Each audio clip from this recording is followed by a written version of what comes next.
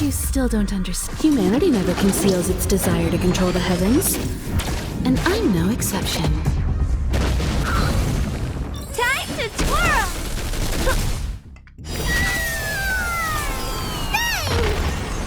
You won't get away!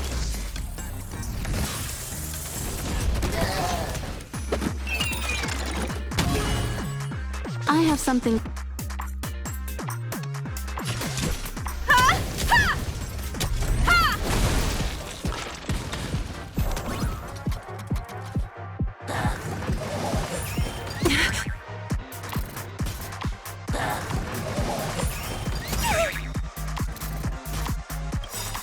Is it coming? Ready, set! Fighting the west wind, away we go! Time to twirl! Time for a detailed overhaul. Ha! Ha! Ha! Time to twirl!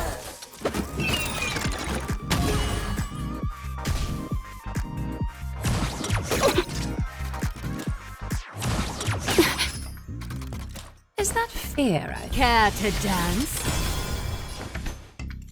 Just a facade.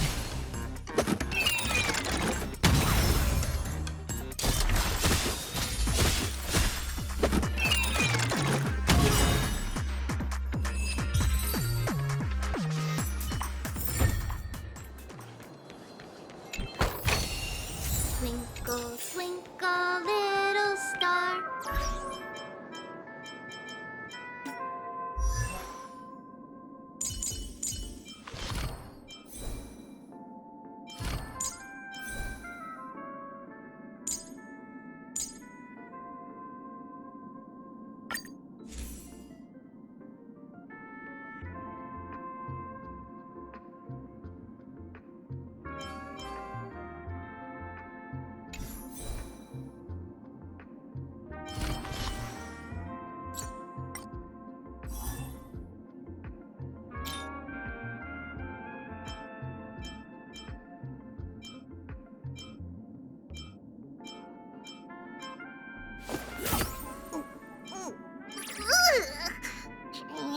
Training? Which one of you likes such sour stuff?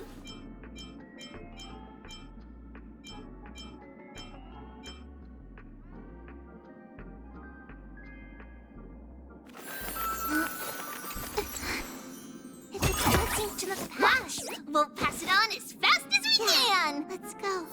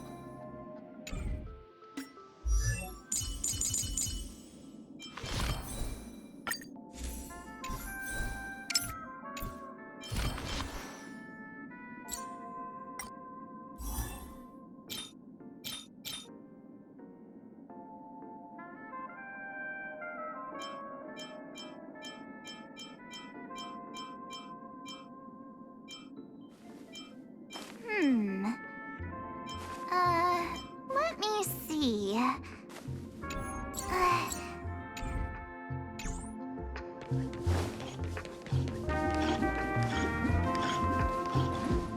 Congratulations to both of you! Oh, you've overcome all obstacles and proven yourselves. But, unfortunately, there is only one who can be Penacony's festive superstar. In the final stage, you will face the defending champion. If you fail, you will lose the opportunity to become the festive superstar. Welcome to the 33rd Scorched Sand Festival's third stage in the 20th season, sponsored by Soul Glad Enterprises, Superstar Showdown.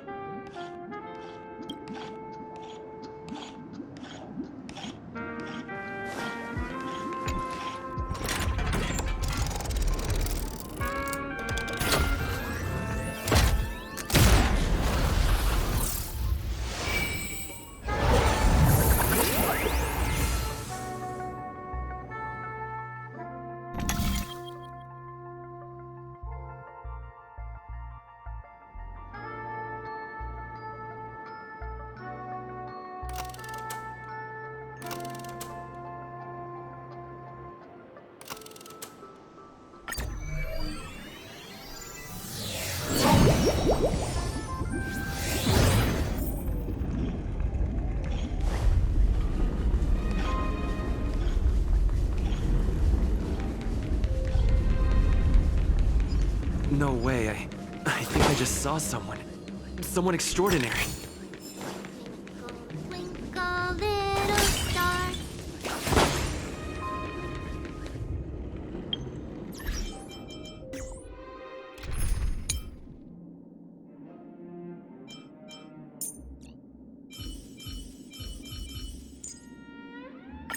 Let us weave the future together.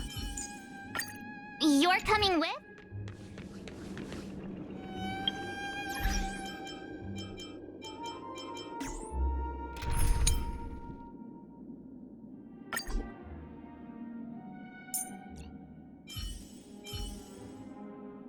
Tribby promises you that everything will...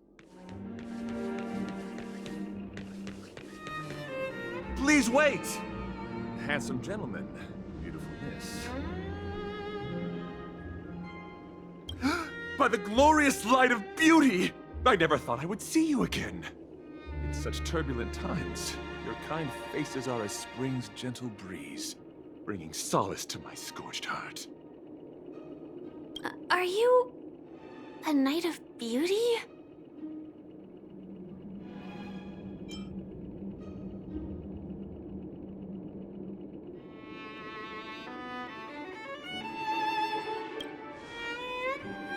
You've already heard of my humble title elsewhere? I am deeply honored. Upon hearing of the impending festivities, I commanded the one and only to bring me to Penacony with full haste. Alas, in a cosmos unguarded by the beauty, disorder prevails. Thus my passage was delayed by tending to the sick and injured. Fortunately, the mini-rabbit mech pilot, stray cat duelist, galactic ninja, and quad-drive Intellitron, along with 32 other souls in distress, all emerged from their predicaments safe and sound. I then led them all here to revel in the harmony with the countless other splendid beings.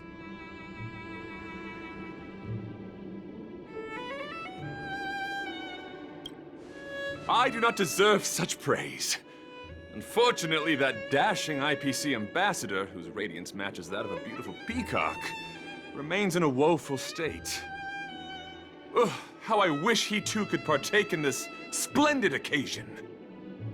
Okay, let's get back to business. Since fate has brought us together, it stands to reason that you both seek the accolade of the audition's victor, correct? Though upon arrival I was once mistaken for a towering silver-armored fugitive with fiery red flames due to my lack of eloquence. It matters not, for all these trials stem from the land of the dream's beauty. What matters is that I now stand before you.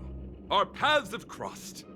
I, Argenti of the Knights of Beauty, am humbly requesting a battle with you both, in the name of the Code of Chivalry. If I am fortunate enough to emerge victorious, kindly grant me passage to the Crown of Victory, and recognize that Hydrilla, the beauty, is the most peerless beauty of them all. Dear friends, please ready yourselves for this trial set forth by the beauty. Rise to the challenge, bear witness. To order! Rules are made to be broken! Decisive strike! Away and take off together! Good! Time to show you what I can really do. Azure Dragon, White Tiger, eating less carbs. Watch this! Rise to the challenge! Yeah, just a scratch. Care to dance? A little honesty would do us both.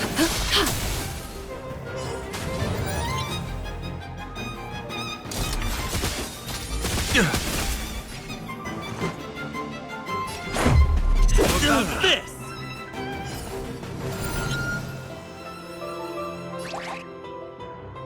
Huge news! Pledge thy loyalty. It's coming. Ready, set. Fighting the west wind, away we go! My gallant friend, put forth all your might. It'll take more than that. I could take 10 of you. Master, have some tea. Is that fear I sense?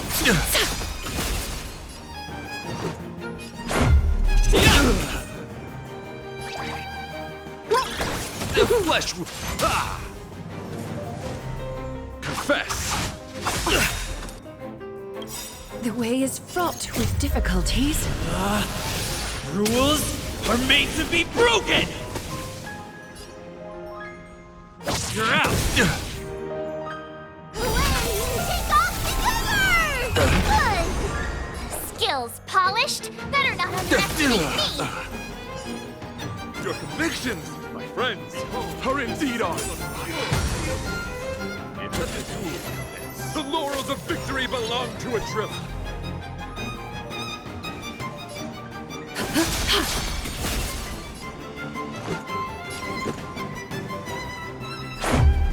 How about this?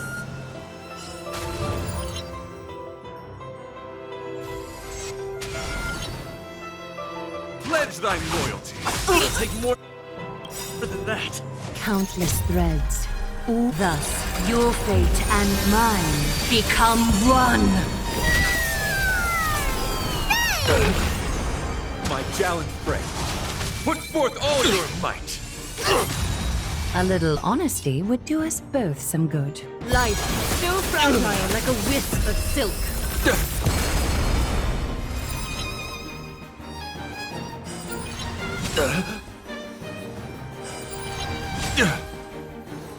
Underestimating us will Rise to the challenge.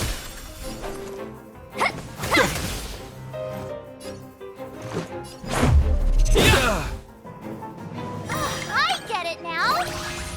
I could now Rise to the challenge. That's enough. I have come to grasp the sincerity of your cause. I yield. Beautiful!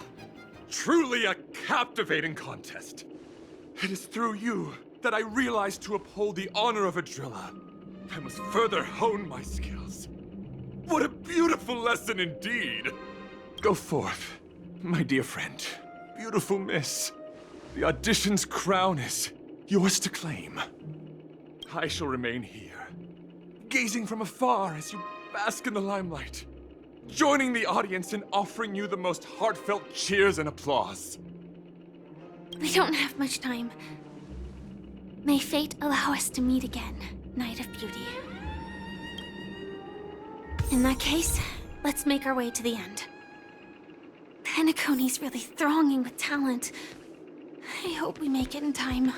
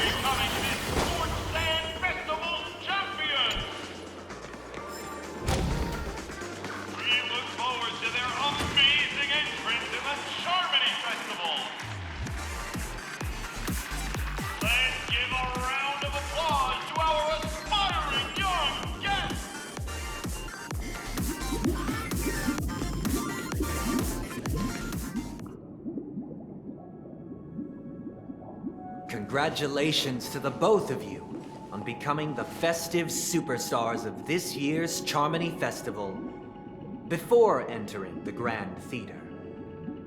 I, on behalf of the organizers, extend my sincere congratulations to you, wishing you joy under their radiance.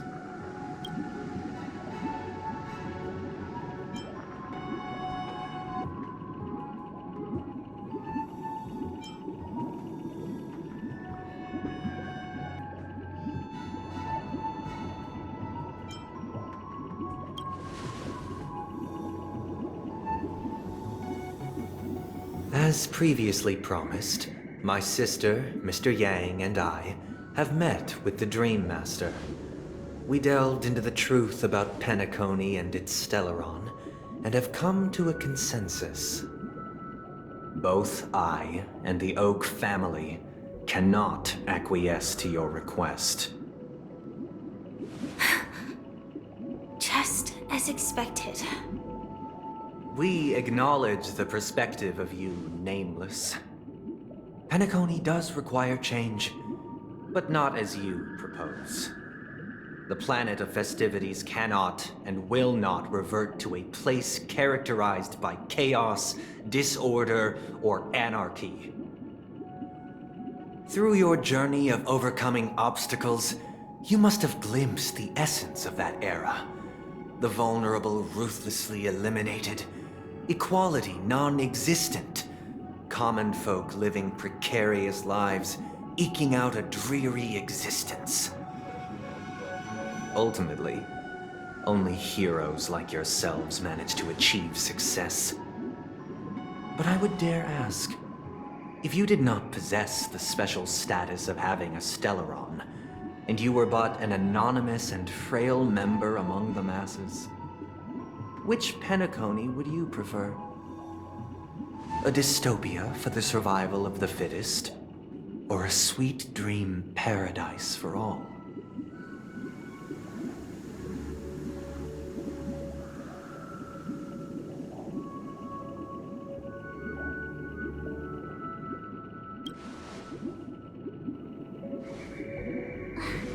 That's not the point! Don't let him mislead you! Mr. Sunday, even if the members of the Oak family can't fully agree on what to do about the Stellaron, now's not exactly the time to be holding an extensive discourse about Penacony's past and future, is it? The Stellaron issue concerns the life and death of everyone on Penacony. If anyone has a better suggestion, the crew is more than willing to listen. Also, it'd be best to tell us the ins and outs of that meeting. This way, we'll at least know what Welt and Miss Robin are dealing with, and the reason why they failed to make our appointment.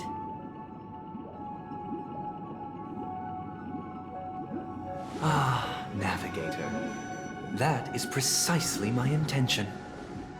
With all present, let's begin by discussing the details of that meeting. Let's talk about our tribulations and choices, our ideals and beliefs, and our final course of action. The only path to take.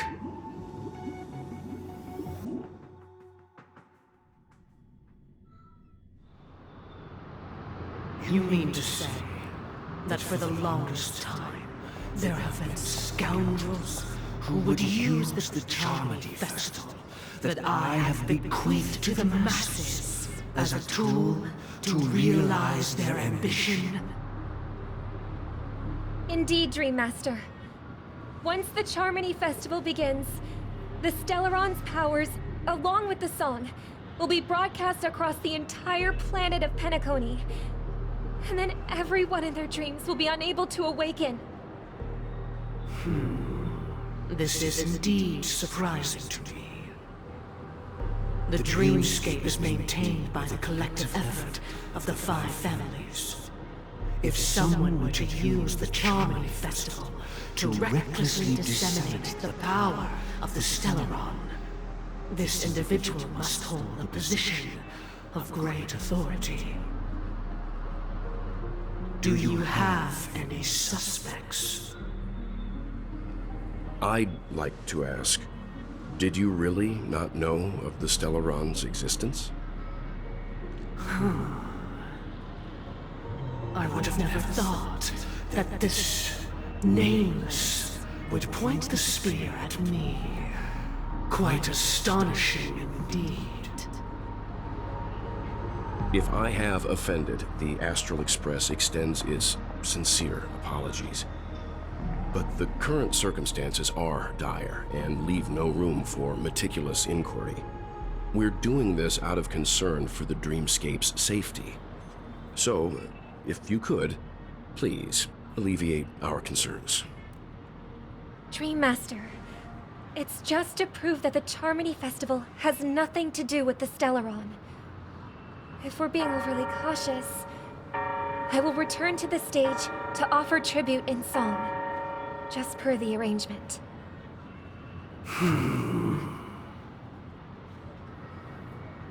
Sunday, Robin.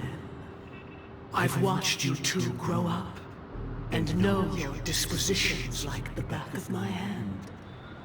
Both of you, right now, can surely be lauded as their most devout advocates. I already know your resolve. The magnitude of this matter is enormous, and cannot be taken lightly. Since Mr. Yang has asked with such earnestness, I will personally respond in kind.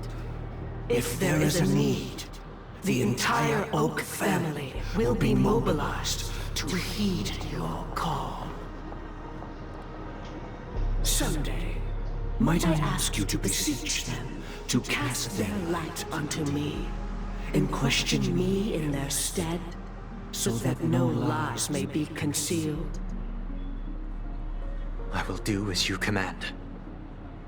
Robin, could I entrust you to be present as a witness, to document the truth, and to proclaim my innocence, so that all slander may be utterly dispelled?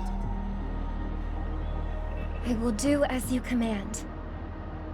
May thy will be carried out on earth, just as it is in the heavens.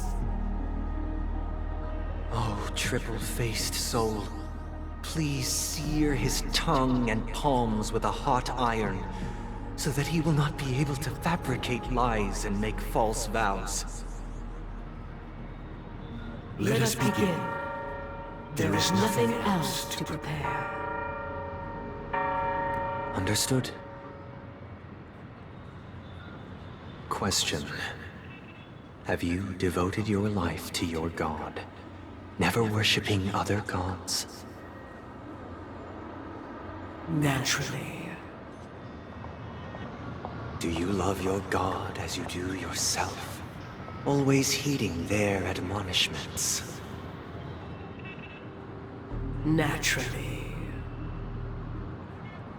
Have you strayed from the path expected by your god, betraying their name? Never. Have you ever been inordinate with your asks of your god, coveting more than the foundation of the creation itself? Never. Then, a final question. Do you swear to fulfill all vows, past, present, and future? With the Eon as my witness, if I do not deliver on my words, or if I renege on my vows, may I be cursed in accordance with divine law. They have seen your faith, and have endorsed your faith. With this, it can be evidenced... Just a moment. What is it, Mr. Yang? I have another question I hope to have answered. To my understanding, the family's harmony and prosperity have never relied on so-called divine laws. The god you both mentioned, are they truly Shipe? Mr. Yang should know that those belonging to the family toil together as if they were kin, embracing solidarity and unity under their light. All duplicity is laid bare before the harmony. Such a delicate and complex symphony. Which other god could perfectly harmonize this, if not for the Great One, Shibe? Perfectly harmonize. Therein lies the problem.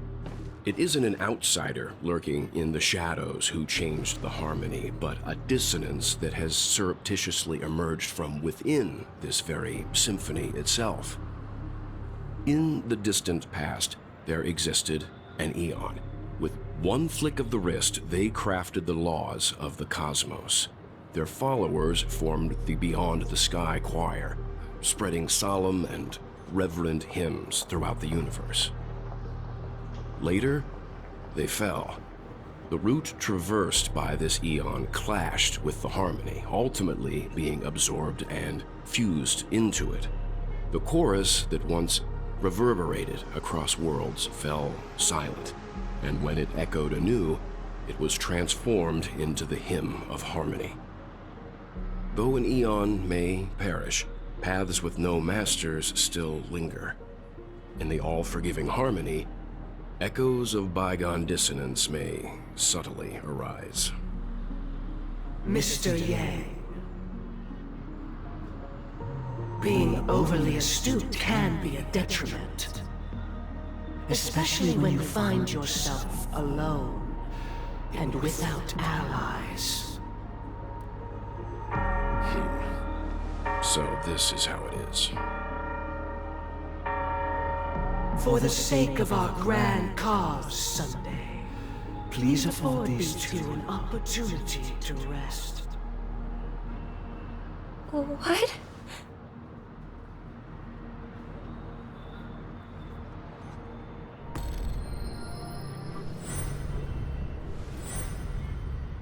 Sorry, Robin. It's just you. I did not wish for you to know this. It's a pity that things have turned out this way. So, this is the true reason I can't sing? The shadow that envelops Penacony is actually... We were never children of the harmony. Our ideal paradise could not have been crafted by Shibe. True bliss can only be guaranteed by the one who transcends the many. Within the foundation of law, humanity establishes civilization, and through harmony, we obtain order. Unbelievable. To think that there would be remnants of the Order on Penacony. What have you done with Mr. Yang and Miss Robin? Don't worry. I just gave them some time alone to ponder their fates. You should know that these actions make you an enemy of the Astral Express. Should we need to stand against the Nameless, it would only be myself and the Oak family involved. But we haven't reached that point yet, have we? Your efforts for the justice of Penacony are evident to everyone, and have been widely observed.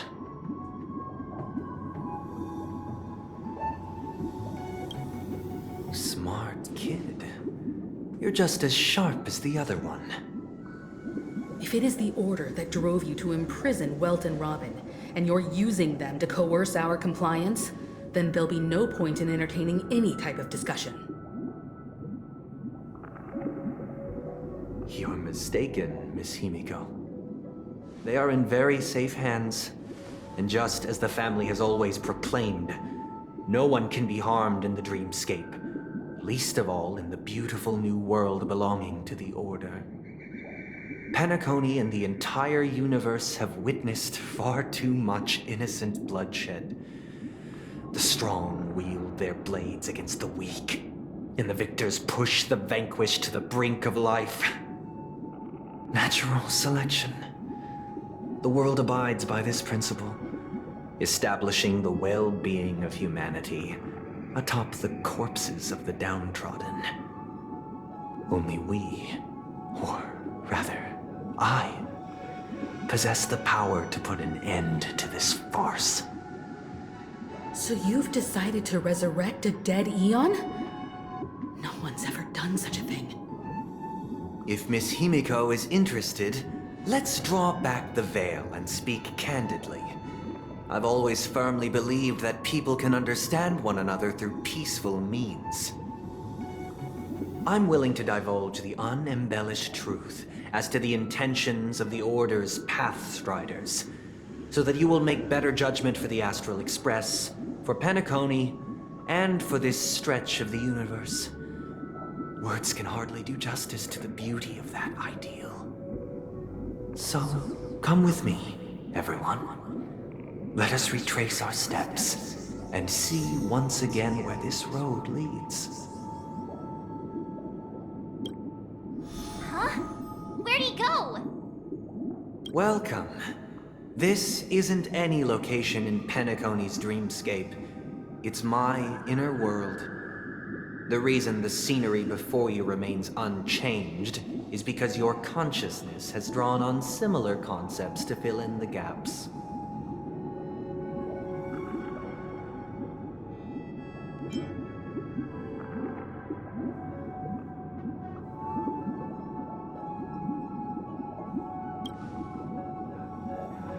That means...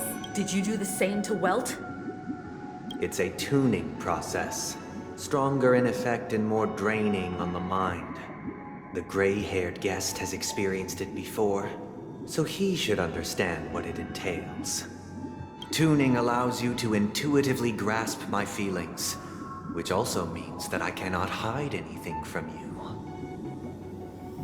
Now, everyone, please look at the huge screen. The road we once took begins here.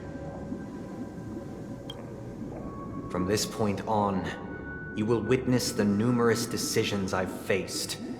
I've selected a portion of these to share with you. I believe after going through similar predicaments, you'll be able to better understand my thoughts. Let's begin. The first decision. A story about a baby bird. This story happened when Robin and I were very young. We were victims of the Stellaron disaster, and the family's Mr. Gopher Wood, who would later become the Dream Master of Penacony, saw that we siblings had no one to turn to and took us in. Later on, Robin and I lived a time with nary a care in the world. One day, after dinner, while my younger sister and I were lounging about in Mr. Gopher Wood's yard, we spotted a fledgling Charmony dove all on its own. That baby bird was tiny. It didn't even have all of its feathers, and it couldn't sing.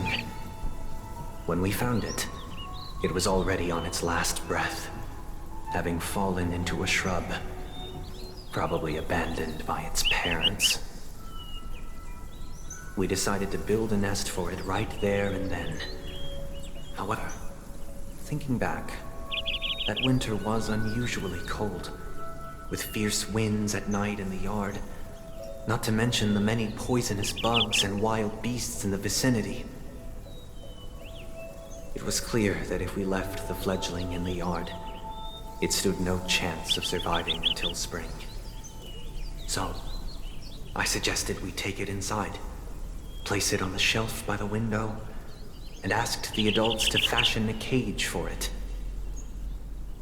We decided that when it regained its strength enough to spread its wings, we would release it back into the wild. The tragic part, something that we'd never considered, was that this bird's fate had already been determined long before this moment. Its destiny was determined by our momentary whim. I pass the power of choice to you all. Faced with this situation, what choice would you make? Stick to the original plan, and build a nest with soft net where the Charmony dove fell. Or build a cage for it, and feed it, giving it the utmost care from within the warmth of a home. I eagerly await your answer.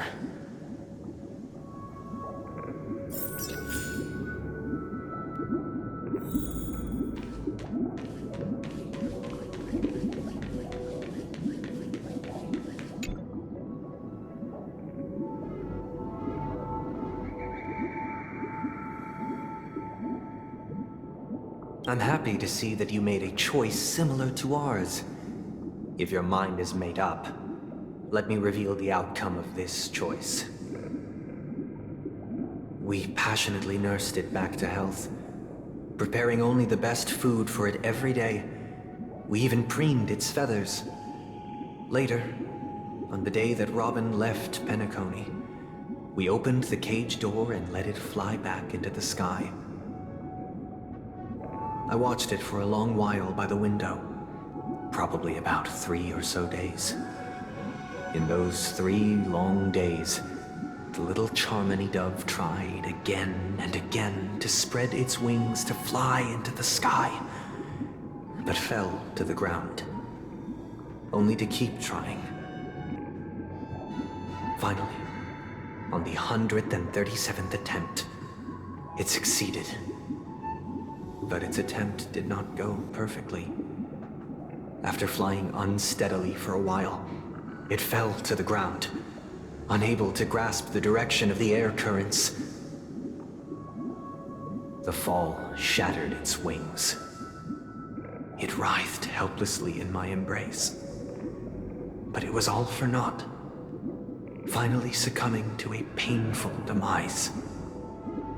And in that instant, our tender care, our given love and hopes, they all became the inevitable push that sent it to its death. I deeply regret the choices we made. Next, let us head to the second decision. This time, it's the story of a dream chaser. This story happened when I was appointed as Bronze Melodia, a position exclusive to the Oak family, charged with listening to the problems and vexations of Dreamscape residents, and providing them with the relevant guidance. It was during that period that I had the opportunity to hear voices from all corners of the Dreamscape. Joy, sorrow, arrogance, regret. The complex tapestry of human nature that formed the world. And I was fortunate to catch a glimpse of it. He was a dream chaser, and an illegal stowaway. Just like the rest of them, he came to Penacony in search of a better life. Except that, to most people, the price he paid, I suppose you could say it was everything. He told me, I sold everything I could at home. The house, the land, even his 2 children. He said he could not afford to raise them, and that at least they could eat if they lived as slaves. He had a plan in place. He would buy back his children once he had made his fortune, and enjoy Penacony's beautiful dream with them. Alas, his plan to smuggle himself was somewhat clumsy, and he was sniffed out by those pig-headed hounds. After hearing the Dream Chaser's story, I immediately appealed to the Bloodhound family to cease their pursuit. That way, at least he could live peacefully. But I was still too naive to the ways of the world. I did not anticipate that what I thought was a kind gesture would later lead to dire consequences. I'll tell you the outcome soon. For now, I'd like you all to make a choice. Will you do as I did, and try to convince the Bloodhound family to stop their pursuit, so that the Dream Chaser may live peacefully and realize his wishes? Or will you remain silent, leaving him to languish while the hounds are hot on his heels, until his inevitable judgment arrives? I look forward to everyone's decisions. Who knows?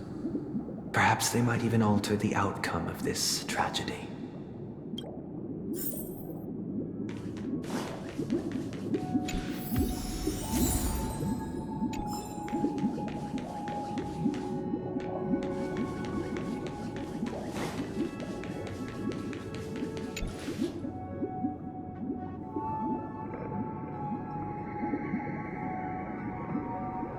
I'm honored to witness you arriving at the same decision. Out of respect, I'll share with you the dire consequences that my choice back then brought about. First, the outcome. He attained major success. After avoiding capture, he ran a business for a few years, very quickly making a name for himself, elevating his status. He might not have become a tycoon like old Audie, but he was considered a character of excellent repute. Now then, did he realize the wish he set out to achieve? No. The last time I saw him was in the real world, where the hounds were going to permanently exile him, and I was the accompanying Bronze Melodia. The mission was simple. Listen to the criminal's repentance. He told me the reason he was in this predicament was because he conspired to usurp the head of the Alfalfa family. When I asked him about his 2 children, he instead responded with a question. What children? In the end, my heart aligned with the harmony, and the good deed I dared to undertake held no value, turning instead into a wrongdoing. It created a lamentable oppressor and countless oppressed individuals. As to your choice, I once again offer my heartfelt apologies. Next comes the third and final decision. And the story this time is my own. This story happened the day I was appointed the Oak family head. At that time, Mr. Gopherwood was the current Dream Master, and as per his wish, we had a private conversation. What surprised me was that the Dream Master had only come to deliver a letter to me. He let me read its contents, and it was a letter from my sister. The letter contained the usual pleasantries, anecdotes from her travels, nothing out of the ordinary. Just as I started wondering how this letter related to our discussion, the Dream Master began to speak. Do you know who wrote this letter? My sister, of course. But why would you personally visit me to hand me a letter from my sister containing mere trivialities? To help you grasp the full scope of this issue. Do you know where Robin is at this moment? From what the letter indicates, she must be in Caspelina 8, correct? She's touring there right now. Correct. Has she mentioned anything about a stray bullet? A stray bullet? What? A war has broken out on that planet. It is because of this very reason that Robin chose this destination. To spread the word of the harmony. And to save the lives of that planet. She personally made for the front lines. She hoped to ease the people's suffering with song, and was willing to brave mortal danger to deliver the IPC's medical supplies. Unfortunately, stray bullets show no such compassion. Is she alright? If the operation was successful, she should probably be recovering in the field hospital. By the eon above, the bullet struck her neck directly, yet possibly as a reward for her consistent deeds of harmony. It didn't hit any vital arteries. Once you've attended to your outstanding tasks, it'd be advisable to write her back as soon as possible. Those damned savages! I'll pack my bags right away. My gratitude for bringing this to my attention, Mr. Gopherwood. Now you understand why she always wears such elaborate neck ornaments, don't you? How could this happen? Miss Robin. It's all in the past, so please don't worry. I share this in the meager hope that you will understand the Harmony's limitations and predicament. As grandiose as the strong defending the weak sounds, many times, it is nothing more than wishful thinking.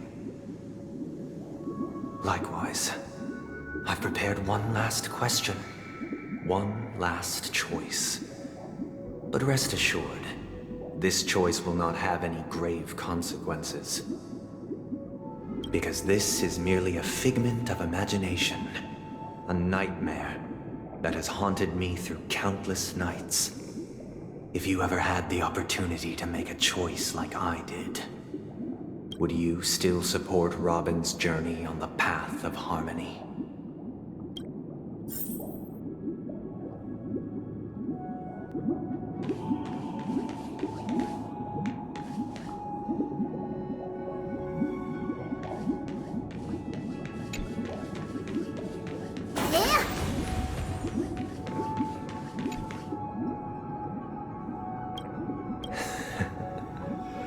I see. I am now aware of everyone's stances. Raising these questions merely serves to illustrate one point. The plight of Penacony cannot be salvaged by the Harmony. The true foundation for a sweet dream paradise can only be established through the Order, where the strong govern the weak. I know the suffering of being tormented, the turmoil of losing your way, how sorrow, and even despair, set in when matters don't work out. All of this causes me unending pain, because this is not what happiness is at all. We must teach the weak how to live a happy life. And this life isn't some noble propriety that the upper crust preaches, but in definitive terms, a way of survival that belongs to everyone. So what is your definition of living a happy life? Good question. Human consciousness is fundamentally an illusion, a cage known as self-worth.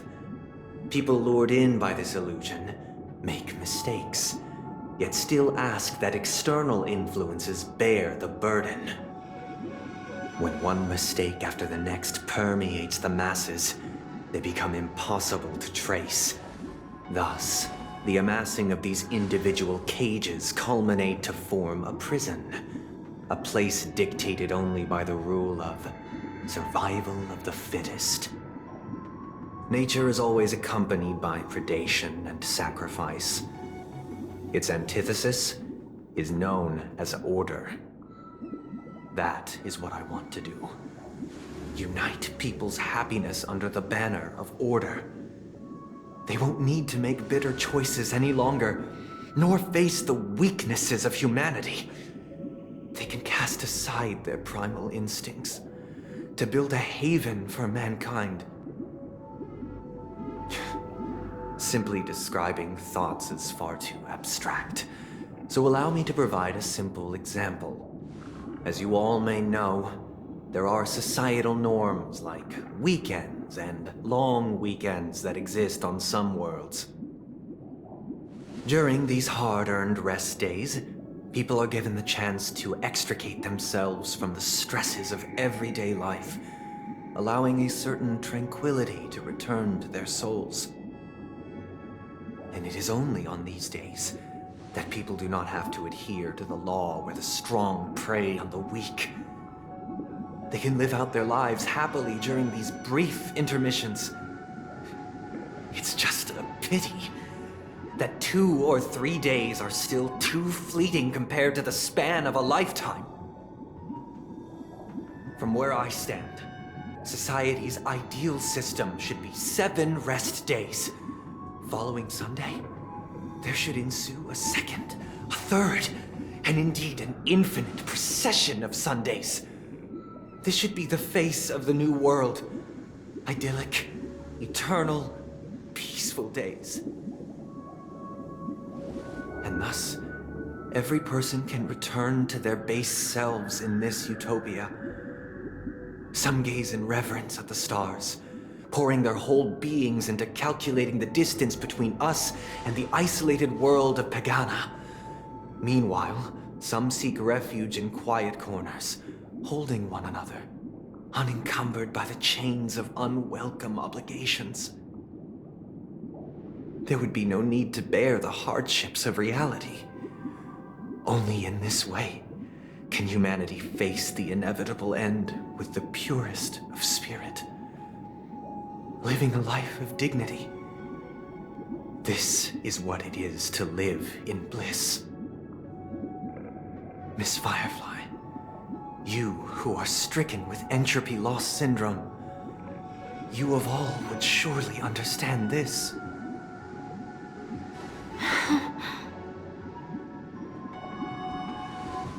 It sounds like a flawless theory.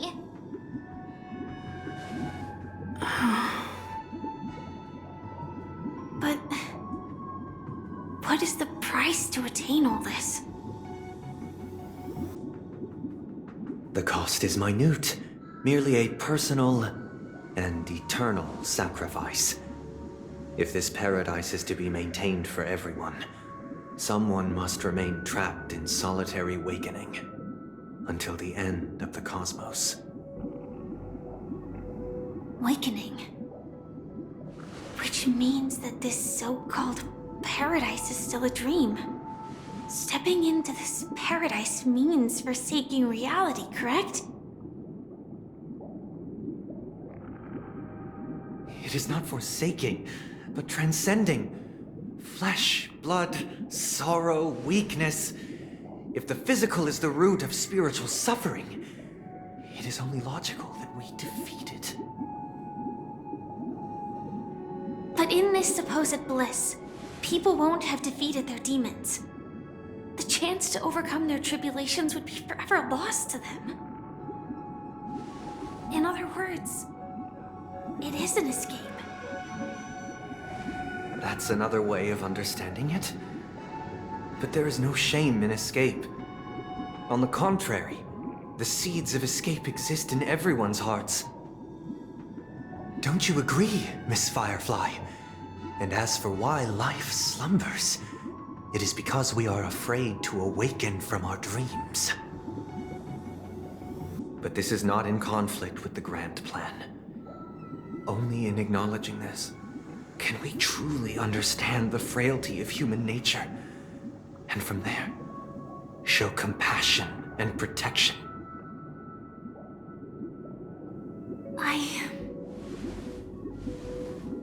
I admit that you are a born leader. Your perspective on humanity brims with pessimism. Yet you express compassion for all, even when your heart pities them. But unlike you, I live for the self. From my perspective, individuals making choices for themselves is their birthright. The want to escape may be innate in the weak. But whether they are weak or not, it is not up to another to decide.